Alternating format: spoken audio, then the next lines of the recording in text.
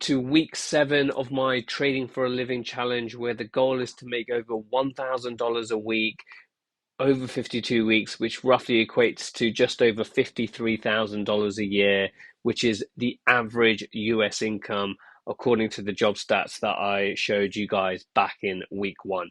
And I'm doing this with $125,000, and I'm trading the wheel strategy, or the options wheel strategy, which again, the link to that is down below, and the link to this full playlist if you're new, so you can go back to week 1 and understand, well, this sheet, what trades I'm making, how I'm making them, what technical analysis I'm doing. I go through it all in this playlist. And what we're going to do in this particular video is have a look where we are year to date so far up to week 7. We're then going to go through the trades I've made. We're going to check the charts and explain to you why I've chosen these particular strikes and various good stuff. So if you like the sound of this, all I ask for is that you smash that like button. Don't forget to subscribe, because I'm doing this every single week, and comment down below if you have any questions. So as we always do, we start off with the cumulative income tracker. And what this is looking at is week 7. If we had a 9 to 5 job earning over $1,000 a week, we should have made, we would have made $7,201. Now, from a trading perspective, where we are, we're at 6,269, which is just under $1,000 behind the overall target. We're or 13% behind the 9 to 5 job. However, when you actually look at it from a time perspective, the average 9 to 5 job is around 40 hours a week. And again, I've only spent half an hour to produce, to produce $970 this week. So what we might be slightly down in terms of income, but we've caught that up in time, where you can use that to spend time with your family, or get a part-time job or something else to, boost up your income sources here. Ultimately, I want to be making more than the 9 to 5 job, but with the market conditions and what we've gone through in previous weeks, we are where we are. So if we have a look at week 7 in particular, I made $970, which is $59 or 6% behind the 1,029 target, which again, I need to start beating my target if I'm going to crawl back this $932. And we talked about it last week. I still have available capital, but again, I've decided not to use it this week because I'm relatively close. And $932 isn't that far behind. It may sound like a lot of money, but with $26, I can easily chip away at this 932. So as long as my gap is not increasing, $400-500 every single week, and it's manageable, then I'll probably need to take on that little bit more risk to be able to get there. For those of you who followed right from the beginning will know that the personal goal is to hit a minimum of 2,500, because your rent, mortgage, bills all still need to be paid regardless. So if we have a look at where we are $6 behind where we need to be. So I'll comfortably make that next week. So at least we know that we're going to hit the 2,500 goal target, which is absolutely fantastic. So the aim here, as I've mentioned throughout this series, is not only to hit the income, but also to get consistent. Again, that's why I set the goal of 2,500 every single week, and we made 3,775 in month 1, sorry. So again, we hit that target, and we're going to hit this target for next week as well. So I'm really happy with this at the moment. And what we're going to do now is head over to what trades we placed this week and look at some of the charts. So for those who are new, at the moment, I'm trading 3 contracts of Tesla. It was 1 contract, but they've done a stock split, a 3-to-1 stock split. So now I'm trading 3 to generate the same level of premium than I was with 1 contract. And I've been trading Meta as well. So I've been trading what's called the wheel strategy. And again, the link is down below for a more in-depth tutorial of it. But what it is, we are selling puts. So we're looking to buy 100 shares in Meta or 300 shares in Tesla at a price we want to pay. And for us to put that option into the market or write or sell that option, we then generate premium. And it's this premium that is what's generating us the income that we can use to pay for our lifestyle and our expenses. So again, links down below for a more in-depth tutorial. At the moment, I've not been assigned any shares. And if I'm assigned shares, the second part of the wheel strategy is to sell covered calls, which is I'm willing to sell you 3 contracts or 300 shares or one contract or 100 shares of the underlying at X price. And again, I will generate premium by doing that. So if we have a look at week 7, you guys will know at the end of week 6, we sold the September 9th, $278, 33 cents put. We made $3,330. We then bought that back. When did we buy that back? Today. So it'd be 7th of September. We bought this back for $1,400. And then we sell to open again, rolling down and out. If you guys are not familiar with the rolling, how to roll and how to roll down and out options, there's a playlist top right corner that goes through an example of how to do that in more detail. And we were able to generate 2,340. So the net result was $930. So we spent 1,400, but we received 2,300, which nets us out at $930. So that's great. And again, it's all on here. I always take screenshots every week of the trades that I'm making, so you guys can see what that looks like. And if we have a look at the chart of Tesla, and again, if you're new to how I look at charts and stuff, mainly look at the RSI, and the purple is daily pivots and the orange is monthly pivots. And what's interesting, and again, this is why you guys need to learn pivots, right? Even in yesterday's price action, it's again closed at the pivot point. So we have now touched September's pivot. And when we were down here, I was mentioning a couple of weeks ago that, we're probably going to hit September's pivot, because generally the monthly pivots are hit in the week in the month that they are created. Where in this example, it actually missed the August pivot, but instantly hit the pivot on the first day or first trading day of September, which was 1st of September. And again, we've already hit now. Where are we now? We are on the 9th of September. So, within the first 9 days, we've already hit the monthly pivot of September, which is great. So, and you can see now that, as I mentioned, we sold the 275. So we got this here. This has actually helped me out a little bit, which has created some breathing room now, because I think when I did this option, I think we were at about 278, 279 when I placed the trade. So yesterday's trading day was a good day after Jerome Powell's speech, which has pushed up the market. And we're now sitting at 289.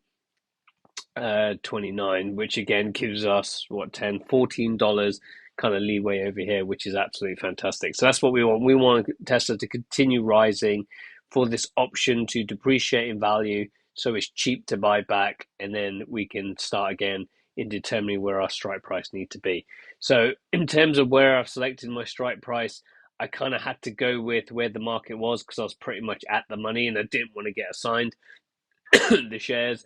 So when you are in a situation where you are in the money or close to the money and you need to roll out an option, it sometimes can be difficult to roll to a strike price that you want, like under these lows, for example, without generating decent premium.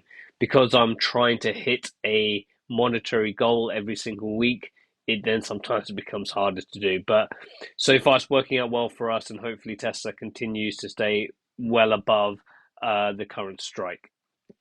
So then if we look at the Meta, again, I've got one contract here. This one was a slight problem, because I believe I was in the money, or thereabouts in the money.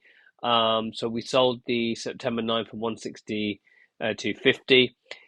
Sold it for 370. I bought it back for 535. So generally, if you're buying an option back for more than you sold it for, you generally are either at the money or in the money at some point through when you bought back the option.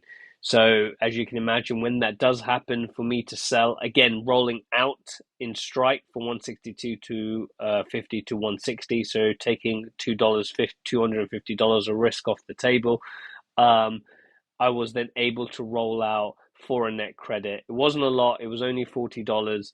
But again, I'm just trying to roll out and trying to not be assigned the shares while still trying to hit my weekly goal. So we are getting to a point now where in the early days, as you can see, I sold something for 950 and bought it back for $32 because price started to go up. When I sold this option at 162.50, price started to go down, which then made the buyback more expensive. So hopefully this is starting to make sense, and we're starting to get to what I call the business end now, where it's starting to become harder every single week to hit that goal, because at some point you're going to go through this where the trade goes against you, and then this is where you have to start using skills of rolling and capital available to you to start generating a decent amount of premium. So if we then look at Meta on the chart to kind of really show you what we're talking about here, let's make this a bit bigger.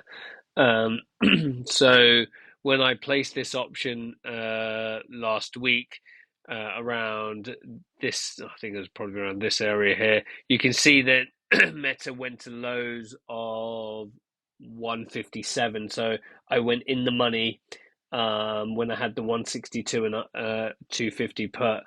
I think we were probably around here a couple of days ago. Uh, so I was in the money when I rolled this. So I can roll down from 162.5 to 160, able to make $40 net credit. And now with the market similar to Tesla, with Jerome Powell's speech, we have gone back to the yesterday's daily pivot. Again, we still have the September pivot up here. So hopefully this is a magnet or price for the technical investors or traders for Meta to continue to push up into this region to make this expire worthless. But again, you see here where technical analysis works really well. You've got this 3, 4, 5, and again, you've got another one over here where it's respecting this support level. This support level now is at 1, 2, 3, 4, 6 touches now, which is very strong support. So hopefully I can continue to roll this down at this level to potentially get out of this situation. So I'm happy with where things are, because I know that even if it hovers around the 157, 158 mark, I can continue to roll this down even for small net credits. So I want to make sure when I'm rolling an option that I'm continuing to roll my expiration down, my strike down, push out my expiration, and continue to get net credit. So $40 in the grand scheme of trying to make $1,000 a week is not that great. However, just push this out a little bit now because we've got some more data about there. As I was saying, is the aim is to continue to make net credits. And again, I'm relying a lot on Tesla here to bring in, as you can see, the majority of this income. Now, if Tesla got into trouble and I could only make $400, let's say, and I could only make $50 over here, which is $500 of the 1,000 that I need to make every single week, I would have then tapped into that 26 grand. But like I said, even with last week, we had the same discussion. I made 850. I didn't use the available capital. I made 970. I didn't use the available capital because I felt that I could place a trade and make another $200 to $400 depending on how much risk I wanted to take with this. So I'm still debating. I've still got this on the sideline. I don't want to use this unless I really need to. Unless I have a week where Tesla and Meta are only making me less than $500, I would then tap into this capital. But if I don't need to use it, I don't plan on using it. So again, in terms of, I'm trading with 95,500, and that is comprised of 82,500 in Tesla. So they are 300 or 27,500 per contract times by 3 contracts, and then Meta is 16,000 even because it's 100 shares, 160 times by 100 is 16,000. So that's where you get the 98.5 from, giving us 26,500 available for trading. So we are in week 7, still have not been assigned any shares. My aim is not to be assigned for as long as possible until either the trade goes really against me. But at the moment, hopefully, using technical analysis, using pivot points as my kind of guiding on where price can potentially go. And so far, it has worked out really well. And we, again, for Meta, we have a miss pivot, a miss daily pivot, and a miss technically it's not missed because we're still in September, but a pivot that is above the current price, which is in our favor when we're trying to sell puts. So hopefully that's a good update for you guys. Again, if you got questions, just drop them in the comments. If there's something in detail you want me to go through, I will go through that with you guys. I do have other videos that go into how to roll options, more detail about the wheel strategy. So again, this is more of a high level, showing you guys the actual results of me trading this stuff. But again, if you've got any questions, comments, email me, oneglancetrader@gmail.com, or just drop a comment down below, and I should see you guys in the next video.